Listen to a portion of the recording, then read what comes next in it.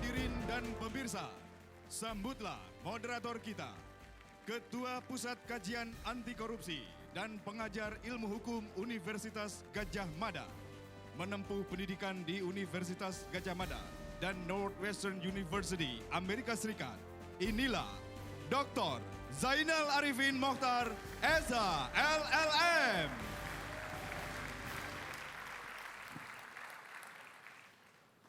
Selamat malam para hadirin dan pemirsa sekalian. Tanpa terasa sebenarnya kita sudah terakhir kita melakukan hal yang seperti ini sekitar 5 tahun yang lalu. Ketika itu kita ingin memilih calon presiden untuk tahun 2009. Dan lagi-lagi tanpa terasa 5 tahun sudah berlewat. Kali ini kita akan berkumpul lagi untuk melakukan debat calon presiden dan calon wakil presiden dalam rangka mengisi posisi yang kosong nantinya presiden dan wakil presiden untuk 2014. Dan untuk kita mulai tema hari ini, tema ini adalah debat yang pertama dari rangkaian 5 kali debat, dan tema debat hari ini adalah pembangunan demokrasi, pemerintahan yang bersih dan kepastian hukum. Dan untuk memperdebatkannya dan untuk membicarakannya, untuk menganalisis dan mengelaborasinya, kita panggilkan. Hadirin dipersilahkan untuk berdiri. Kita undang pasangan calon presiden dan calon wakil presiden nomor urut 1, Bapak Haji Prabowo Subianto dan Bapak Haji Muhammad Hatta Rajasa. Pasangan calon presiden dan calon wakil presiden nomor urut 2, Bapak Insinyur Haji Joko Widodo dan Bapak Dr. Andes Haji Muhammad Yusuf Kala.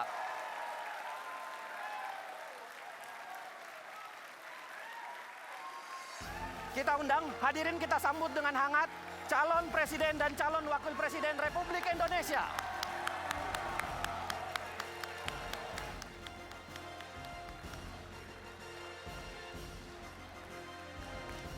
Silahkan mengambil tempat, Pak.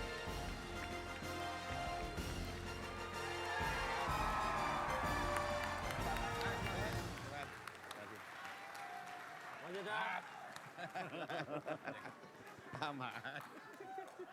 Silahkan mengambil tempat. Sama dulu.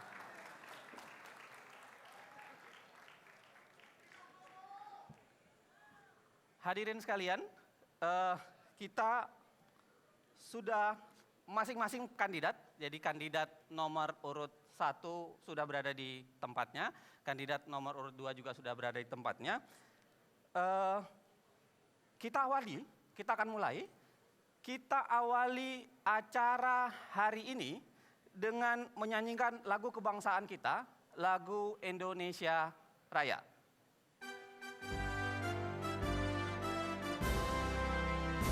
Indonesia tanah airku, tanah tumpah darahku. Di sanalah aku berdiri, jadi pandu hidupku. Indonesia kebangsaanku, bangsa dan tanah airku. Marilah kita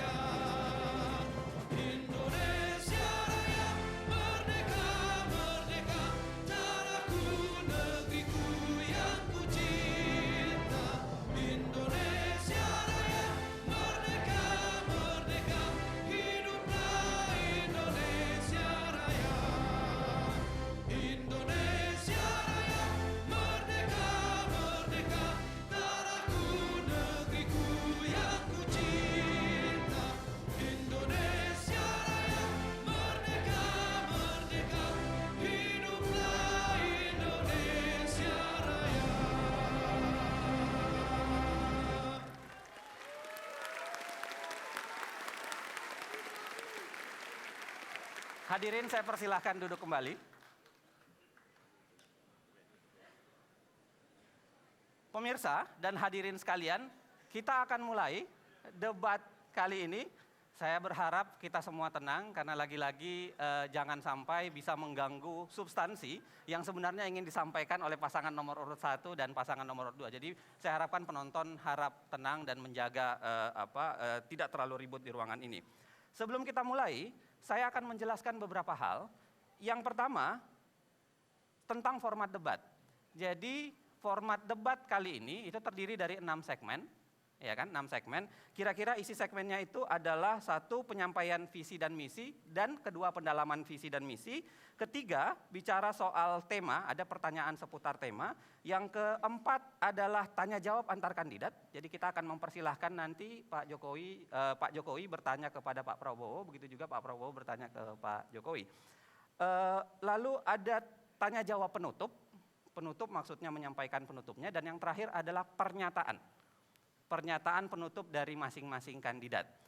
Untuk debat segmen ini, segmen kedua, kita akan mulai sebentar lagi. Satu hal lagi yang ingin saya sampaikan, yaitu pertanyaan yang akan disampaikan ini adalah pertanyaan yang dihimpun dari berbagai sumber. Jadi begitu debat ini akan dilaksanakan, ada puluhan masukan dari berbagai, ada kementerian, ada lembaga negara, ada LSM, ada individu yang memberikan masukan kepada KPU. Lalu KPU mengundang ada tim ahli untuk memperbincangkan soal pertanyaan dan memformulasi tema. Saya bersama mereka kemudian memformulasi pertanyaan, dan karenanya saya berharap pertanyaan yang disampaikan ini bukan pertanyaan saya individual, tetapi pertanyaan dari rakyat Indonesia kepada kandidat calon presiden dan wakil presidennya. Itu yang kedua. Yang ketiga, khusus berkaitan dengan tema segmen kali ini, kita akan memperdebatkannya dengan cara kira-kira begini. Caranya adalah saya akan memberikan satu komentar singkat, yang itu adalah menggali visi dan misi yang akan Anda sampaikan dengan waktu yang kemudian akan diatur kira-kira sekitar 6 menit. 6 menit waktu untuk pasangan nomor 1 dan pasangan nomor 2. Pasangan nomor 1 sudah bersiap? Pasangan nomor 2 juga, begitu? Baik, kita mulai. Kami rakyat Indonesia ingin tahu apa pandangan Anda tentang agenda yang Anda anggap paling penting, paling utama, dan paling menjadi unggulan untuk dilaksanakan dalam kaitan dengan tema kita hari ini, yaitu pembangunan demokrasi, pemerintahan yang bersih, dan negara hukum. Saya mulai dari pasangan calon nomor urut 1, ada waktu 6 menit untuk Pak Prabowo dan Hatta Rajasa. Saya persilahkan, kita mulai dari sekarang. Terima kasih. Bismillahirrahmanirrahim. Assalamualaikum warahmatullahi wabarakatuh. Salam sejahtera bagi kita sekalian. Shalom, Om Swastiastu. Saudara-saudara yang saya hormati, terutama Saudara Joko Widodo, calon Presiden Republik Indonesia, dari pasangan nomor 2, yang saya hormati Bapak Muhammad Yusuf Kalla, calon Wakil Presiden Republik Indonesia, pasangan nomor 2, saudara moderator, saudara-saudara sekalian yang saya hormati, saudara-saudaraku sebangsa dan setanah air dimanapun Anda berada pada malam hari ini. Terima kasih atas kehormatan dan kesempatan kepada kami, Prabowo Subianto dan Hatta Rajasa, untuk menyampaikan beberapa pikiran kami tentang pembangunan demokrasi, pemerintahan yang bersih, dan kepastian hukum. Bagi kami, demokrasi adalah hal yang harus kita perbaiki, pertahankan, dan kembangkan terus. Karena demokrasi adalah cita-cita pendiri bangsa kita. Dan kita telah mencapai demokrasi kita sekarang dengan susah payah, dengan banyak pengorbanan, tetapi alhamdulillah kita telah merasakan bahwa kita sekarang adalah negara demokrasi ketiga terbesar di dunia. Saudara-saudara sekalian, demokrasi yang kita miliki kita rasakan masih banyak kekurangan. Kita sendiri melihat bahwa demokrasi ini memerlukan budaya demokrasi. Kita butuh pendidikan politik. Rakyat kita sebagian besar baru merasakan punya hak politik untuk ikut pemilihan umum, tetapi kadang-kadang belum merasakan betapa pentingnya hak politik itu tersebut dilaksanakan dengan penuh pendidikan, penuh pencerahan, dan penuh rasa tanggung jawab. Mengenai pemerintah yang bersih sama dengan demokrasi adalah syarat mutlak bagi tujuan akhir kita, yaitu Indonesia yang berdaulat, bersatu, adil, makmur, dan yang bisa memberi kesejahteraan kepada rakyat Indonesia. Demokrasi bagi kami adalah alat. Demokrasi adalah tangga menuju cita-cita kita, yaitu Indonesia yang kuat dan sejahtera. Kita ingin demokrasi yang produktif, bukan demokrasi yang destruktif. Kita ingin demokrasi yang bisa membawa kemakmuran kepada rakyat Indonesia. Untuk itu, pemerintah yang bersih dari korupsi adalah syarat mutlak untuk mencapai ini. Kemudian yang ketiga, kepastian hukum.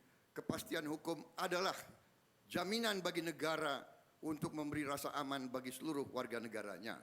Kami, Prabowo Hatta, berkomitmen akan bekerja sekeras tenaga untuk mencapai pemerintahan yang bersih dari korupsi dan untuk menjamin kepastian hukum bagi seluruh rakyat Indonesia, dan dengan demikian melestarikan demokrasi yang pada ujungnya akan membawa kesejahteraan kepada rakyat Indonesia. Terima kasih. Pak Prabowo, Anda masih punya waktu sekitar 2 menit 30 detik. Mau ditambahkan oleh Pak Hatta? Ya, saya menambahkan ada waktu 2 menit. Kepastian hukum juga harus memberikan jaminan terhadap penghapusan diskriminasi dalam berbagai bentuk, dalam bentuk apapun, dan harus memberikan penghormatan, pemenuhan, dan penegakan atas hukum dan pengakuan atas hak asasi manusia. Pemerintahan Prabowo Hatta akan memastikan bahwa hukum akan memperlakukan setiap warga negara secara setara di depan hukum, dan hanya kepada hukumlah kebenaran dan keadilan ditegakkan. Untuk demokrasi, kami menambahkan sedikit. Demokrasi bukan sekedar alat untuk mencapai tujuan, tapi ia adalah sistem nilai, values yang perlu kita tegakkan, dan harus kita yakini values tersebut akan menghantarkan kita kepada kemakmuran dan kesejahteraan untuk seluruh rakyat Indonesia. Oleh sebab itu, maka demokrasi haruslah mencerminkan 3 hal penting. Yang pertama, menjamin bahwa seluruh warga bangsa dapat menyalurkan hak-hak dan aspirasi dan inspirasinya tanpa diskriminasi apapun. Yang kedua, demokrasi juga harus dapat memberikan satu hak-hak politik kepada setiap warga negara tanpa ada diskriminatif. Apapun latar belakangnya, apapun agamanya, setiap individu harus dapat dijamin hak-hak politiknya. Dan yang ketiga, kita pun harus memberikan lembaga-lembaga demokrasi berjalan dengan baik. Apabila 3 komponen ini berjalan dengan baik, kita akan melahirkan demokrasi yang produktif yang bisa menghantarkan rakyat Indonesia menuju kemakmuran dan kesejahteraan bagi seluruh warga bangsa Indonesia. Terima kasih. Silakan berikan tepuk tangan.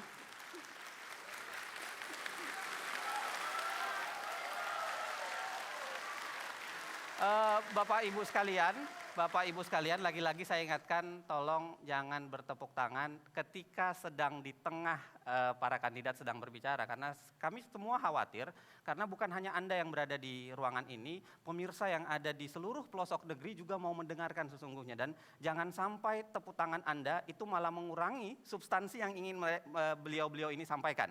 Jadi saya mohon nanti kemudian insya Allah saya akan persilahkan Anda untuk bertepuk tangan selalu di akhir ketika pembicaraan sudah selesai. Begitu ya, saya minta kesepakatan Anda sekali lagi. Kali ini saya serahkan kepada pasangan calon nomor urut 2, Pak Jokowi dan Yusuf Kalla. Pertanyaan yang sama, apa yang paling utama, agenda yang paling penting dan yang paling Anda ingin sampaikan kepada seluruh negeri yang menyaksikan Anda? Saya persilahkan 6 menit jatah untuk Anda, mulai dari sekarang.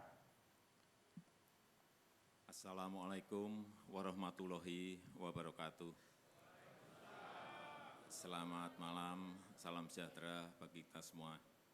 Yang saya hormati Bapak Prabowo Subianto, yang saya hormati Bapak Hatta Rajasa, Ibu Bapak sekalian, saudara-saudara sekalian, saudara-saudaraku sebangsa dan setanah air. Republik ini adalah milik kita semuanya. Harapan rakyat ingin hidup lebih baik, ingin lebih sejahtera. Demokrasi menurut kami adalah mendengar suara rakyat dan melaksanakannya.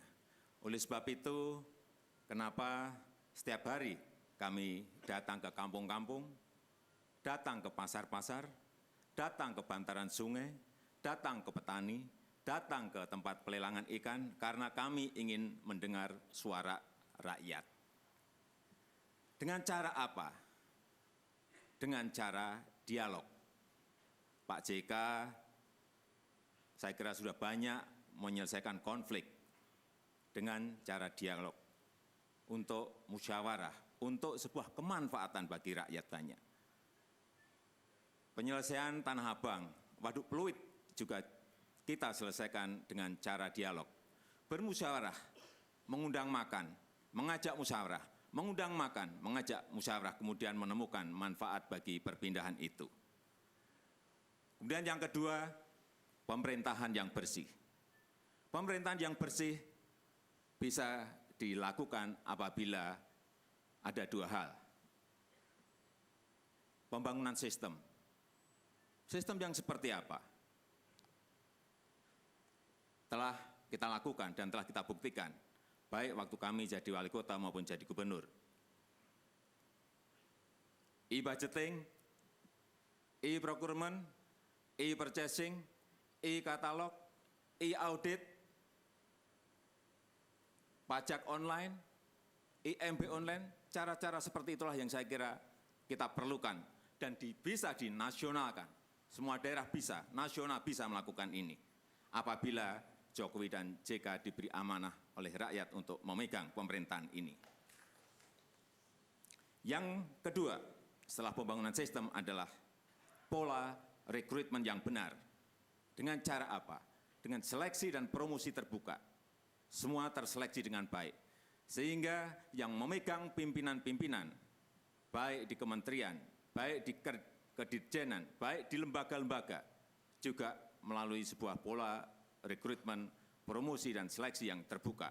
Tidak karena kedekatan, tidak karena senang dan tidak senang. Untuk selanjutnya, saya persilakan Bapak Yusuf Kalla.